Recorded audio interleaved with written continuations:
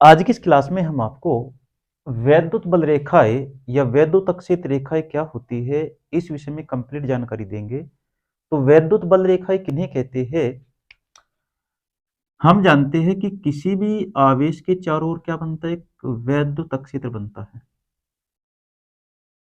कोई भी आवेश अगर होता है तो उसके चारों ओर क्या होता है? एक वैद्युत क्षेत्र होता है। इस वैद्युत क्षेत्र में किसी भी बिंदु पर यहाँ पर कहीं पर भी इस वैद्युत क्षेत्र में किसी भी बिंदु पर वैद्युत क्षेत्र की दिशा क्या होगी, उस दिशा को बताने के लिए जिन रेखाओं का हम प्रयोग करते हैं उन्हें क्या कहते हैं? वैद्युत बल रेखाएं कहते हैं। मैं दोबारा से रिपीट करता हूं कि वैद्युत बल रेखाएं वे काल्पनिक रेखाएं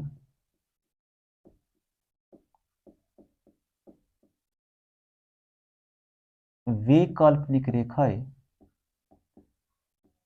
जो किसी आवेश के वैद्युत क्षेत्र की दिशा को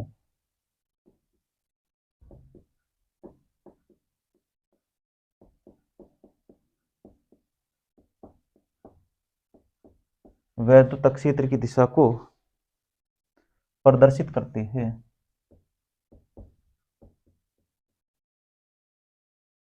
प्रदर्शित करती है वैद्युत बल रेखाएं कहलाती है।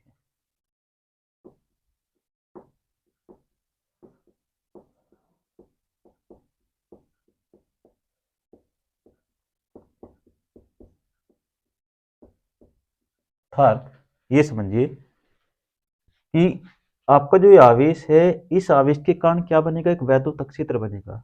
उस वैद्युत क्षेत्र की दिशा को बताने वाली जो काल्पनिक रेखाएं है, उन काल्पनिक रेखाओं को हम क्या कहेंगे? वैद्युत बल रेखा या वैद्युत क्षेत्र रेखाएं कहते हैं।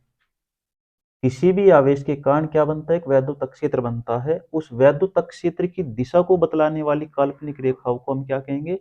वैद्युत बल रेखाएं कहते हैं। क्लियर हुआ? चलिए, आप एक परिभाषा आप बुक से भी लिख सकते हैं। इसकी दूसरी परिभाषा आप ये लिख सकते हैं, वैद्युत क्षेत्र में जो बुक की डेफिनेशन है, वैद्युत क्षेत्र में खींचा गया वैद्युत क्षेत्र में खींचा गया वह काल्पनिक, ये ओरिजिनल रूप से होते नहीं, केवल कल्पना मात्र होती है, कल्पना करके चलते हैं। वे काल्पनिक व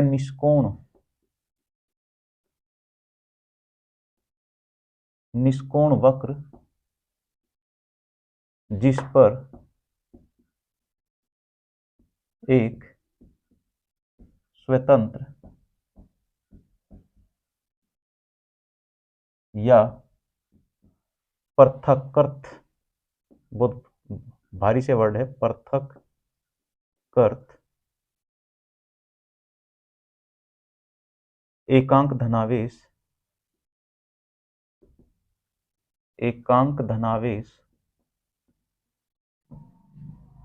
चलता है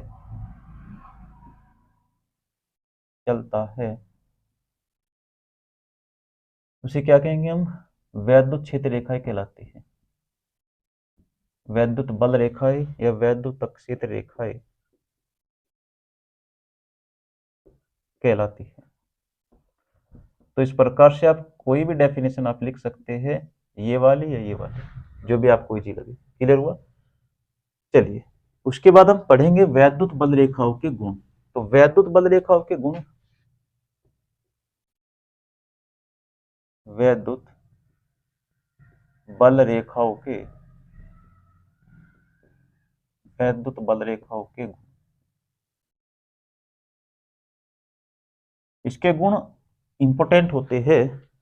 ये देखिए, इसका जो पहला गुण होता है वो ये है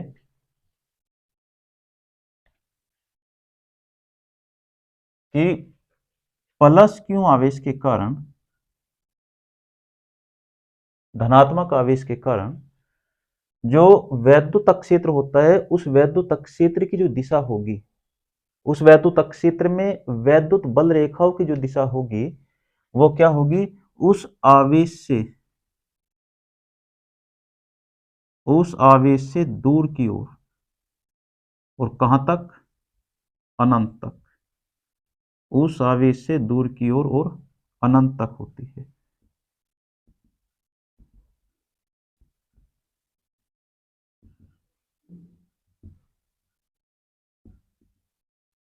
अब लिख लीजिए, मैं रिपीट कर देता हूं कि धनात्मक आवेश के कारण जो वैद्युतक क्षेत्र होगा उस वैद्युतक क्षेत्र में वैद्युत बल रेखाओं की जो दिशा होगी वो इस आवेश से दूर की ओर और कहां तक, अनंत तक होती है।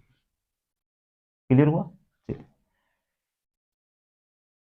अब नंबर 2 आप लिख सकते हैं कि ऋणात्मक आवेश के कारण, अच्छा यहाँ पर धनात्मक आवेश के कारण आप बता सकते हैं कि कैसे दूर की ओर होती है। ये देखिए, अगर मैं ये धनात्मक आवेश है और यहाँ पर मैं कोई परीक्षण आवेश ले लूं, परीक्षण आवेश क्यों जुड़े ले लूं, क्योंकि परीक्षण आवेश क्या होता है, परीक्षण आवेश हमेशा धनात्मक होता है। तो ये भी धनात्मक आवेश, ये धनात्मक आवेश, तो एक दूसरे को क्या करेंगे, प्रतिकर्षित करेंगे, मतलब दूर की ओर जाएंगे। इसलिए दूर की ओर जैसे ही जाएंगे तो कहां तक, अनंत तक। वैद्युत बल रेखा, वो धनात्मक आवेश के कारण वैद्युत बल रेखाओं की जो दिशा होती है वो क्या होती है, दूर की ओर, यानी कि अनंत तक होती है। क्लियर हुआ? चलिए, दूसरी बात यह है कि अगर आपका माइनस का आवेश है तो माइनस आवेश के कारण जो वैद्युतक क्षेत्र होगा उस वैद्युतक क्षेत्र में वैद्युत बल रेखाओं की जो दिशा होगी, वैद्युत बल रेखाओं की जो दिशा होगी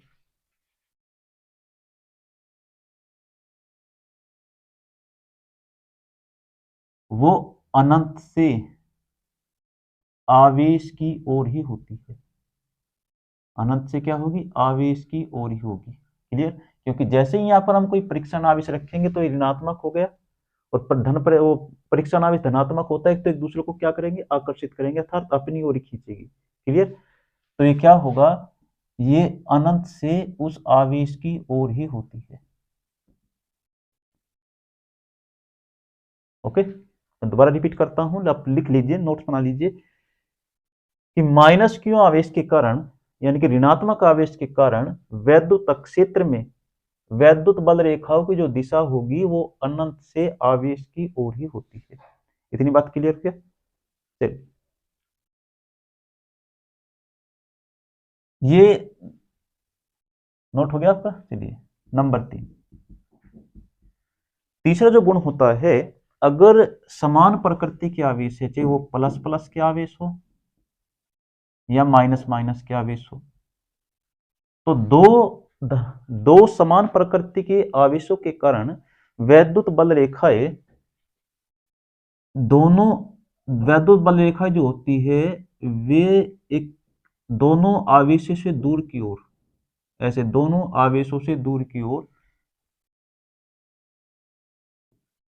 एक लचकदार डोरी के समान होती है। ऐसे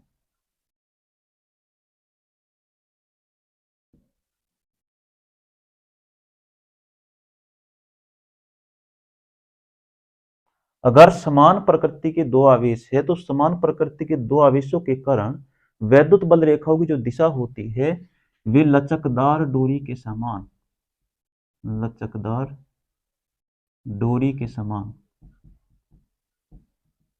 क्या होगी, दोनों आवेशों से दूर की ओर, ऐसे दूर की ओर होती है। इतनी बात क्लियर? चलिए, अब नंबर 4 आप लिख सकते हैं कि अगर विपरीत प्रकृति के आवेश है, सपोज करो एक धनात्मक आवेश है आपका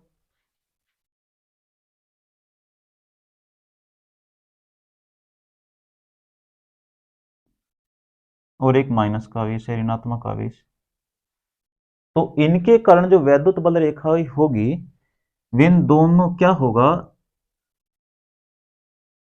दोनों एक दूसरे को क्या करेंगे, आकर्षित करेंगे, और वैद्युत बल रेखाओं की जो दिशा होगी वो दोनों आवेशों को मिलाने वाली जैसे ही हमने दोनों आवेशों को मिलाएंगे तो वे भी क्या होगी, वैद्युत बल रेखाएं एक लचकदार डोरी के समान होगी, लेकिन दोनों वैद्युत बल रेखाएं क्या होगी, पर यानी कि उसमें क्या होगा, दोनों, अगर दोनों आवेश विपरीत प्रकृति के हैं तो प्लस आवेश से निकलकर कहीं पे जाएगी, माइनस के ऋणात्मक आवेश पर खत्म हो जाएगी, प्लस आवेश से ऋणात्मक आवेश पर पहुंचेगी। और कैसे, एक लचकदार डोरी के समान, एक लचकदार डोरी के समान ऐसे।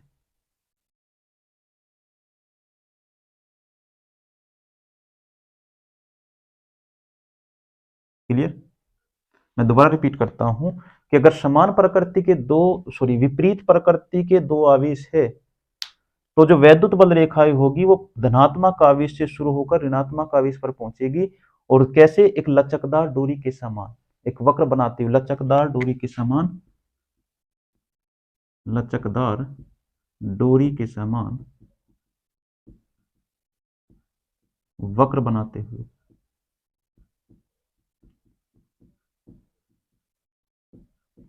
क्लियर? तो ये आपका नंबर 4 पॉइंट था। अब हम पढ़ेंगे नंबर 5।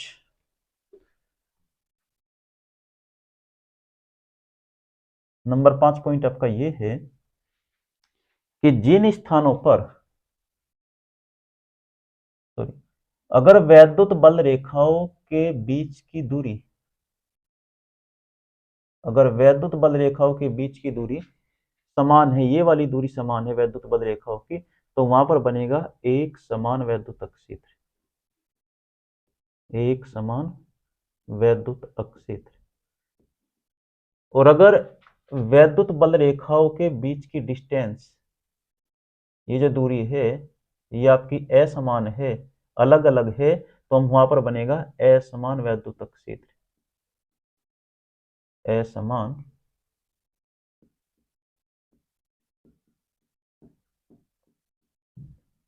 वैद्युत क्षेत्र।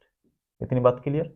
मैं दोबारा रिपीट करता हूं कि जहां पर वैद्युत बल रेखाओं के बीच की दूरी समान होगी, यानी कि इक्वल होगी, वहां पर एक समान वैद्युत क्षेत्र। और जहां पर वैद्युत बल रेखाओं के बीच की दूरी अलग अलग होगी, वहां पर क्या होगा, देखिए यहाँ पर दूरी और यहाँ पर दूरी में अंतर है, अलग अलग है, तो वहां पर क्या बनेगा, असमान वैद्युत क्षेत्र।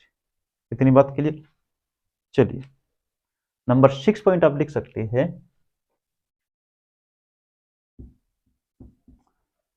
कि जिन स्थानों पर,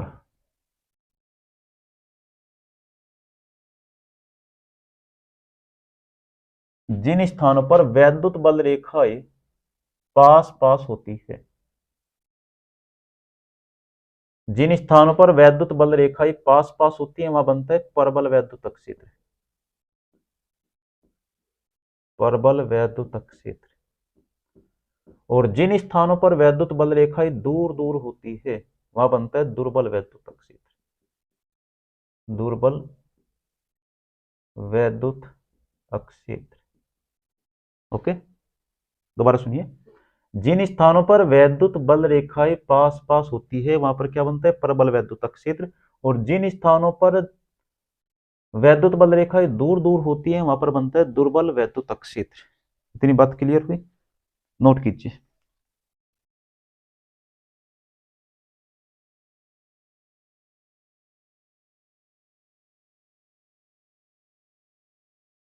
हो गया? चलिए, नेक्स्ट पॉइंट आपका ये है,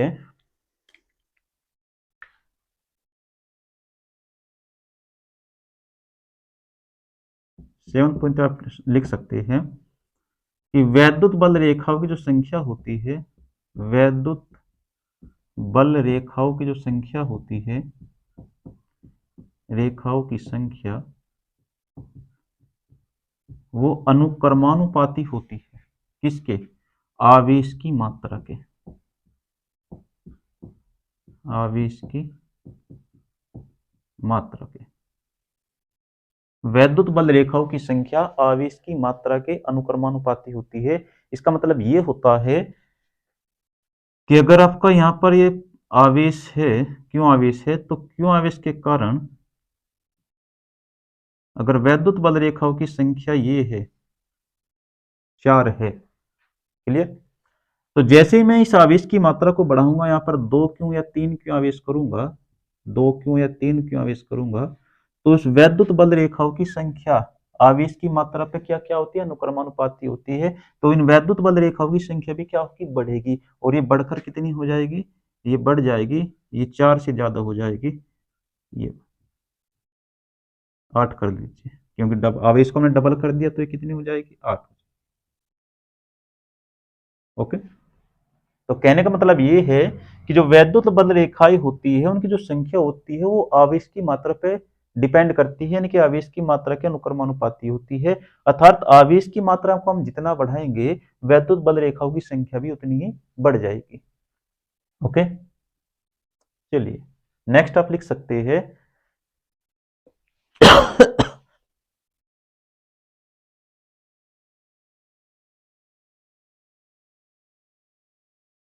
हो गया।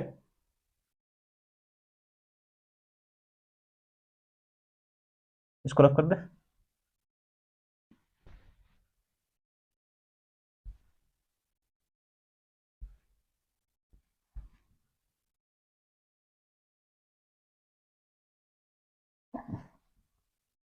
नेक्स्ट पॉइंट आपका ये है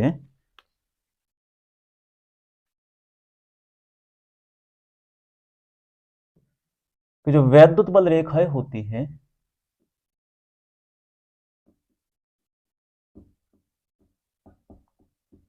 खुला वक्र बनाती है।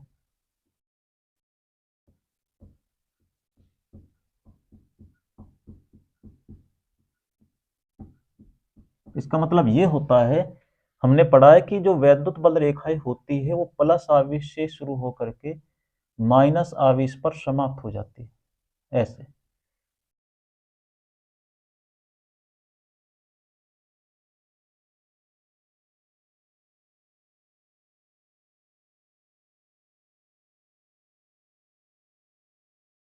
ऐसे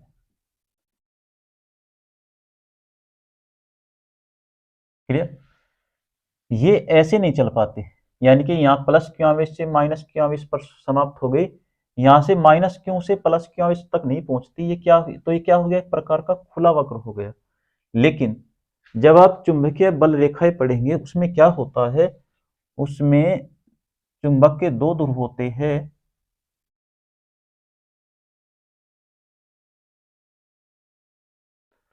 चुंबकीय बल रेखाओं में क्या होते हैं, चुंबक के दो ध्रुव होते हैं, एन और एस। एन और एस, नॉर्थ और साउथ।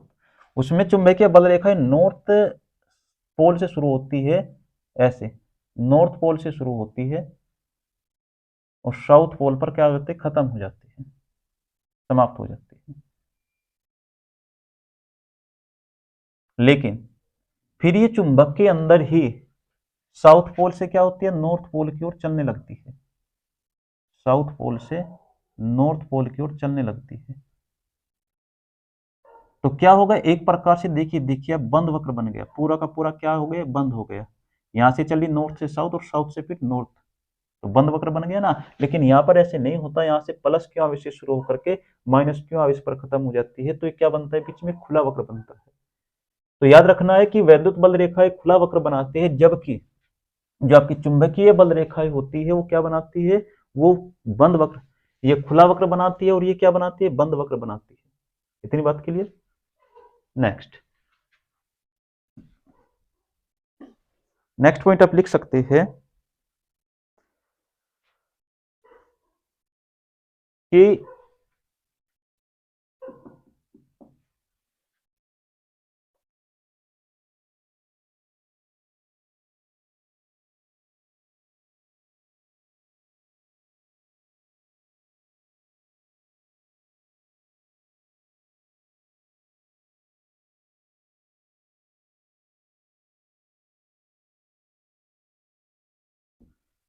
ये आपका नेक्स्ट पॉइंट है, देखिए ये जो आपकी वैद्युत बल रेखाएं है, वैद्युत बल रेखाओं के वक्र के, ये वक्र हो गया ना एक प्रकार का, वैद्युत बल रेखाओं के वक्र के किसी भी बिंदु पर स्पर्श रेखा खींच दी, अगर हम स्पर्श रेखा खींच दे तो ये स्पर्श रेखा क्या करेगी, उस बिंदु पर वैद्युत क्षेत्र की दिशा को प्रदर्शित करेगी। अगर मैं क्या काम करूं, वैद्युत बल रेखाओं के वक्र के किसी भी बिंदु पर क्या खींच दूं, स्पर्श रेखा खींच दूं, ये आपकी स्पर्श रेखा है, तो ये जो स्पर्श रेखा है ये क्या काम करेगी, ये स्पर्श रेखा उस वक्र के उस बिंदु पर, वक्र के उस बिंदु पर के वैद्युतक क्षेत्र की दिशा को प्रदर्शित करेगी। अगर मैं यहाँ पर वैद्युतक क्षेत्र की दिशा ज्ञात करना चाहूँ तो क्या करेंगे, हम एक स्पर्श रेखा खींचेंगे। तो जो स्पर्श रेखा आपने खींची है ये क्या है, उस बिंदु पर वैद्युतक क्षेत्र की दिशा है। यहाँ पर भी आप चेक कर सकते हैं, यहाँ पर खींच लीजिए तो ये स्पर्श रेखा हो जाएगी, तो ये हो जाएगी वैद्युतक क्षेत्र की दिशा। क्लियर हुआ? मैं दोबारा रिपीट करता हूं कि वैद्युत बल रेखाओं के वक्र के किसी भी बिंदु पर जो खींची गई स्पर्श रेखा है वो स्पर्श रेखा उस बिंदु पर वैद्युतक क्षेत्र की दिशा को प्रदर्शित करती है। क्लियर हुआ? और नेक्स्ट पॉइंट आप लिख सकते हैं, नेक्स्ट पॉइंट आपका ये है कि दो वैद्युत बल रेखाएं, वैद्युत बल रेखाएं है, दो वैद्युत बल रेखाएं एक दूसरे को कभी नहीं काट सकती। दो वैद्युत बल रेखाएं एक दूसरे को कभी नहीं काट सकती। उसका कारण क्या है? उसका कारण ये है, मैंने आपको अभी बताया है कि किसी वैद्युत बल रेखाओं के वक्र पर अगर कोई बिंदु है, उस बिंदु पर अगर स्पर्श रेखा खींच दी जाए तो क्या करती है, वह उस बिंदु पर वैद्युत क्षेत्र की दिशा को प्रदर्शित करती है।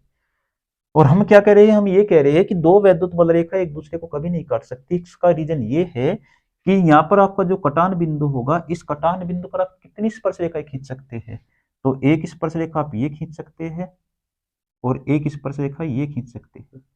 तो इस बिंदु पर, एक ही बिंदु पर वैद्युत क्षेत्र की कितनी दिशाएं होगी, एक ही बिंदु पर वैद्युत क्षेत्र की दो दिशाएं होगी। और एक साथ एक ही बिंदु पर वैद्युत क्षेत्र की दो दिशाएं संभव नहीं है। मैं दोबारा रिपीट करता हूं, जैसे दो हमने मान लिया कि दो वैद्युत बल रेखा एक दूसरे को काट दिया, तो जहां पर जब काटेगी तो क्या होगा, इस बिंदु पर दो स्पर्श रेखाएं खींचेगी, एक ये स्पर्श रेखा होगी और दूसरी ये स्पर्श रेखा ही होगी।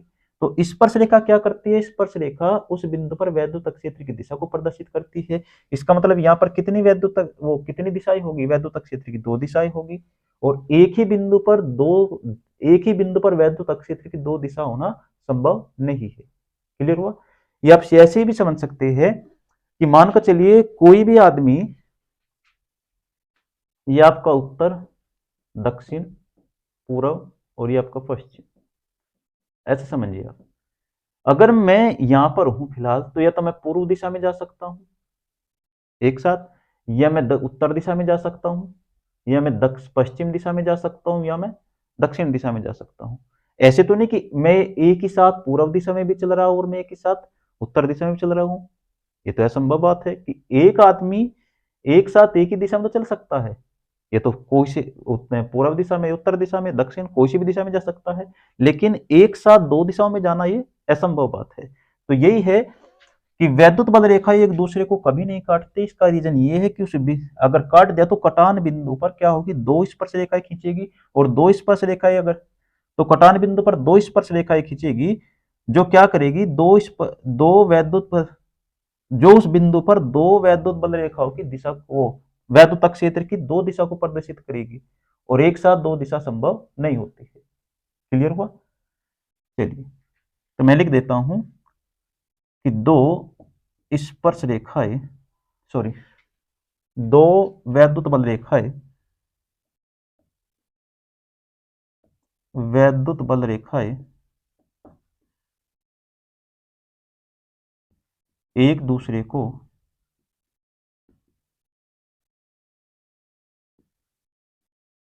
कभी नहीं काटती।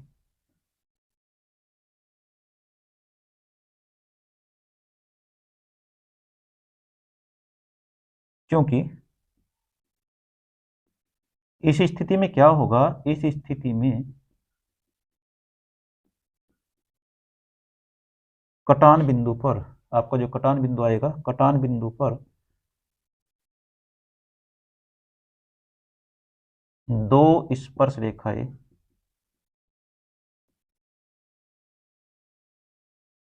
दो स्पर्श रेखाएं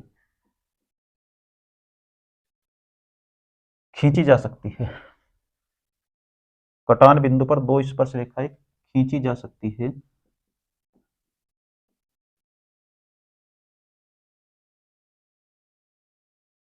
जो उस बिंदु पर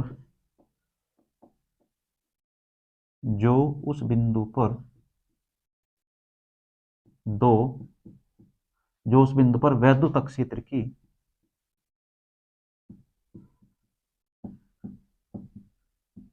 दो दिशाएं प्रदर्शित करेगी।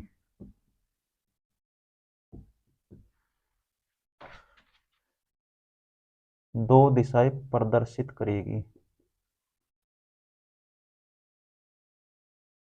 जो कि असंभव है।